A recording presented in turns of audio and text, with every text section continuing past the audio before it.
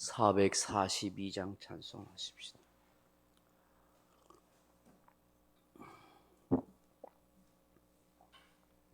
(442장입니다) 찬송가 442장. 조장 밑꽃 위에 있을 아직 맺혀 있는 그때에 귀에 은은히 소리 들리니 춤성 분명하다. 주님 나와 동행을 하면서 나를 친구 삼으셨네.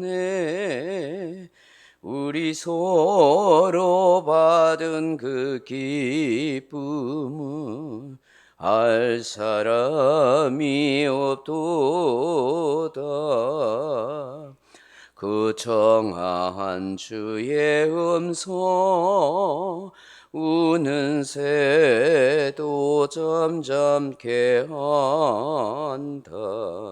내게 들리던 주의 음성이 늘 귀에 쟁쟁하다. 주님 나와 동행을 하면서 나를 친구 삼으셨네. 우리 서로 받은 그 기쁨은 알 사람이 없도다. 밤 깊도록 동산 안에 주와 함께 있으려 하나. 게으른 세상에 할 일 많아서 날 가라 명하신다. 주님 나와 동행을 하면서 나를 친구 삼으셨네. 우리 서로 받은 그 기쁨은 알 사람이 없도다. 아멘. 하나님 말씀 사도행전 27장 9절로 11절 말씀까지 같이 읽겠습니다. 사도행전 27장 9절로 11절 말씀입니다. 여러 날이 걸려 금식하는 절기가 이미 지났으므로 항해하기가 위태한지라 바울이 그들을 권하여 말하되, 여러분이여, 내가 보니 이번 항해가 화물과 배만 아니라 우리 생명에도 타격과 많은 손해를 끼치리라 하되, 백부장이 선장과 선주의 말을 바울의 말보다 더 믿더라. 아멘. 사랑하는 성도 여러분, 우리는 상식적인 말을 들어야 합니다. 그래야 비정상적인 사람이 되지 않습니다. 우리는 합리적이고 과학적이며 객관성이 검증된 말을 듣고 믿어야 합니다. 그래야 맹목적인 사람이 되거나 비이성적인 사람이 되지 않습니다. 이처럼 우리가 사는 사회와 세상에는 상식과 과학적 검증이 끝난 말이라 합리적인 이론을 쉽게 잘 받아들입니다. 그래야 사회가 혼란스럽지 않고 질서 있고 바르게 살아갈 수 있는 비결이 되기 때문입니다. 사람이 상식과 과학을 부정하고 억지로 자기 생각이나 고집을 우긴다고 부린다고 해서 잘 되는 것은 아닙니다. 그런데 때로는 우리가 살아가는 세상 속에서는 자연계, 세상의 상식과 합리성과 과학을 뛰어넘는 미스테리한 일이 많이 있습니다. 검증되거나 뚜렷하게 물증을 댈 수 없는 그런 신비한 일도 많이 일어난다 하는 것입니다. 왜 그렇습니까?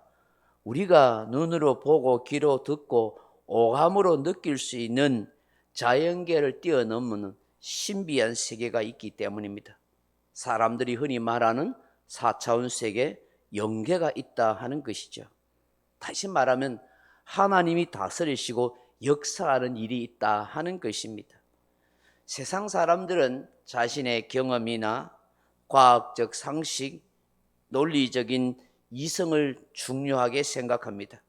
그러나 그보다 훨씬 더 중요한 것이 있습니다.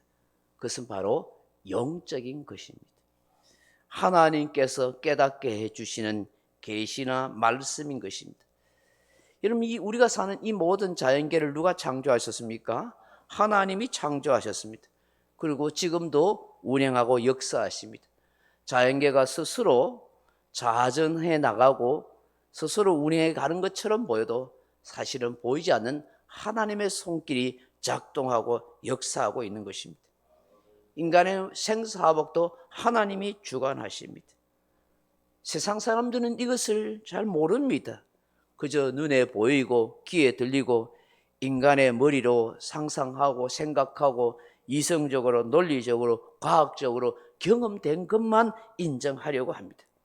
그러나 우리 그리스도인들은 이런 육적인 것, 보이는 것, 이런 자연계를 뛰어넘어서 영적인 세계, 또 하나님이 역사하시는 말씀을 통해서 모든 것을 느끼고 깨닫고 그리고 하나님의 역사를 인정하고 믿게 되는 것입니다. 그렇기 때문에 우리 그리스도인들이 훨씬 복되고 영적인 사람인 것입니다. 사실 세상 사람들은 우리 영적인 그리스도인들의 말을 들을 필요가 있는 것이죠. 오늘 본문에 보시면 바울을 비롯한 많은 죄수들과 또 상인들과 또 로마 군병들이 함께 동행하면서 이제 배를 타고 항해하고 있습니다.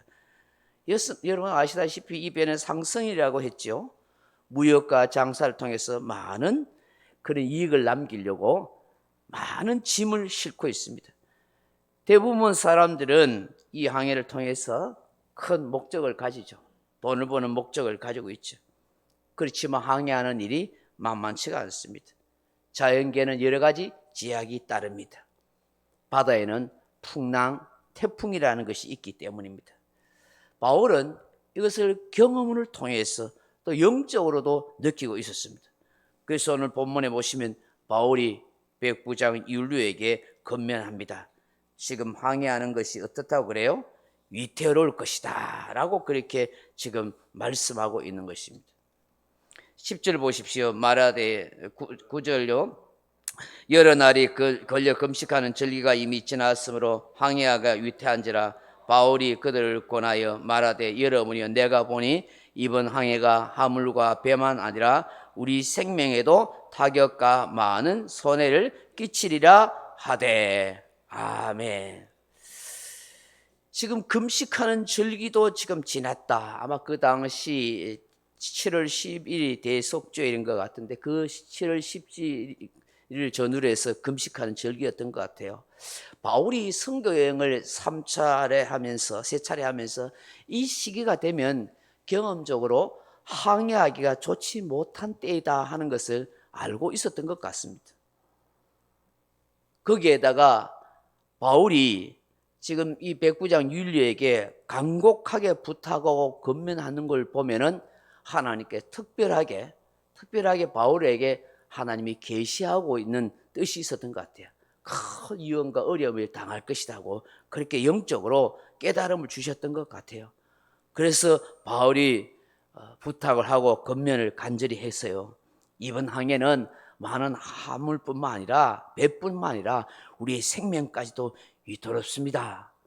항해를 하지 않고 좀 쉬었다 가시죠. 그렇게 했습니다. 그런데 백부장이 지금 어떻게 행동합니까? 10절, 11절 보십시오.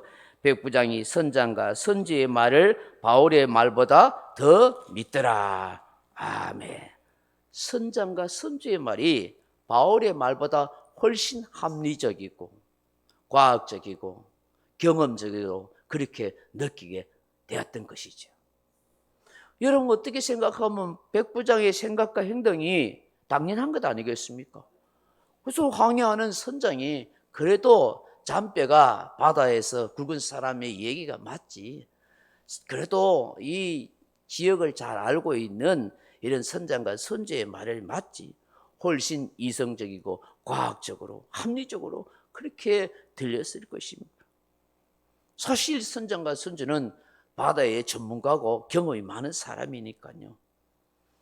또 어쩌면 선주 입장에서는 하루라도 빨리 배가 운행해야 더 많은 돈을 벌 수 있기 때문에 욕심에 강행하자고 그렇게 할 수도 있습니다.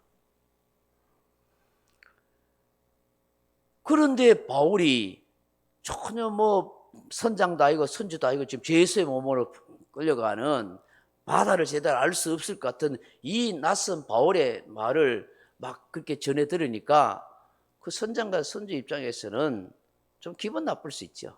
특히 선장 입장에서는 안 그렇겠어요? 내가 항해한 길이, 내가 배 탄 경험이 얼만데 저 아무것도 알지 못하는 저 사람이 뭔 저런 소리 해? 해서 오히려 자존심 상해가지고 좀 약간 좀 좋지 않을 수도 있다 생각함에도 불구하고 우격다짐으로 그렇게 또 항해를 계속 한다고 이야기할 수도 있는 거예요.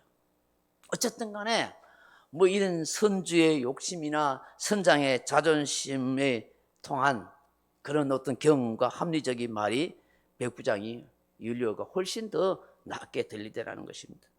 그래서 믿고 따른 것입니다. 내일 새벽에 살펴보겠지만 결국 큰 폭풍을 만나서 몽땅 화물도 잃어버리고 배도 파손하고 죽을 고비를 넘기게 되는 것입니다. 사실 이 당시에 항해권을 그 권한을 갖고 있는 사람이 백부장이라고 할 수 있는데 이 백부장이 상식적이고 합리적이고 경험적인 그런 논리의 말에 바울의 말을 듣지 않게 되어서 큰 낭패를 당하게 되더라는 것입니다. 사랑하는 성도 여러분, 전문가의 말도 상식적인 말도 과학적이고 합리적인 말도 들을 필요가 있고 중요합니다. 그러나 때로는 하나님께서 계시해 주신 영광 어린 말씀이나 영적으로 우리에게 깨닫게 하는 것도 있다는 걸 알고 그것도 정말 중요하게 생각해야 한다는 걸 알아야 하는 것입니다. 오늘 우리의 삶에서 어떤 일을 결정하고 결단할 때 합리적으로 검증되고 과학적으로 상식적인 그런 경험적인 것도 중요하고 필요합니다. 그런데 우리 믿는 사람들은 항상 어떤 일을 먼저 결정하고 무언가를 추진해 나갈 때 하나님의 뜻이 어디 있는가를 찾아야 하는 것입니다. 그런데 그렇지 않아요. 사람의 말을 들어요. 내 욕심이 작동해요. 더 돈을 많이 벌겠다. 눈으로 보니까 맞는 것 같아. 귀로 들어보니까 그럴듯한 말이에요. 거기에서 다 속잖아요. 보이시핑싱한테 속는 것도 다 있어요. 여러분 세상 사람들은 다 자기 욕심으로 다 그럴듯한 말을 하고 돈을 많이 번다, 많이 투자를 하라, 좋은 일이 있을 거다 별소리 다 해요. 근데 그들의 소리는 다 자기 욕심에서 나오는 얘기예요. 정말로 생각해주고 사랑해주고 하는 그런 말은 별로 없어요. 그러므로 저와 여러분은 항상 영적으로 깨어 있어야 되는 거예요. 그래서 무엇을 하든지 기도를 하고 하나님의 뜻을 구해야 실수를 적게 하고 낭패를 보지 않는 거예요. 하나님의 뜻이어야 되는지. 제가 전도사 시절부터 사역해서 지금 목회자로 30년이 넘었어요. 사실 가만 생각해 보니까. 꽤 몇몇 교회를 섬기고 또 개척교회도 한 지도 한 17년째 이래 옵니다만은 제가 목회를 통해서 느끼고 깨닫게 된 게 뭐냐니까 성도들이 하나님의 뜻대로 살아보려고 항상 어떤 일을 하든지 기도해서 깊은 깨달음과 영감을 가지고 그래서 그게 좀 잘 또 안 올 때는 목회자를 통해서 좋은 교훈을 듣고 또 충고를 듣고 그렇게 한 사람은 낭패나 실패나 어려움을 겪지 않고 그 순탄하고 형통하고 평탄한 것을 보게 되는 것입니다. 손해를 적게 보게 되더라는 것이죠. 여러분 앞으로라도 어떤 일을 결정하든지 항상 하나님의 뜻을 구하고 말씀 속에서 기도하면서 나에게 깨달음과 확신을 줄 때까지 기다리고 그것도 잘 안 되면 때로는 좀 신앙적인 사람이나 또 말씀을 전가하는 목회자에게 상담을 통해서 이런 어떤 영감을 얻는 이런 저와 여러분이 다 될 수 있기를 바랍니다. 오늘 본문 말씀을 묵상하면서 백부장이 바울의 말보다 선장과 선지의 말을 더 믿더라는 이 말씀을 여러분 잘 묵상하면서 주님, 내가 항상 무엇을 하든지 주님의 뜻을 먼저 구하고 주님께 먼저 기도함으로 어떤 일을 계획하고 결정할 수 있도록 지혜를 주옵소서. 주님, 주변의 영적인 사람 또 목회자를 통해서 좋은 교훈을 가슴에 잘 받아들일 수 있는 겸손과 순종의 마음을 갖게 하옵소서. 그렇게 기도하는 저와 여러분 되길 주님의 이름으로 축원합니다. 각자 기도하시다 돌아가시기 바랍니다.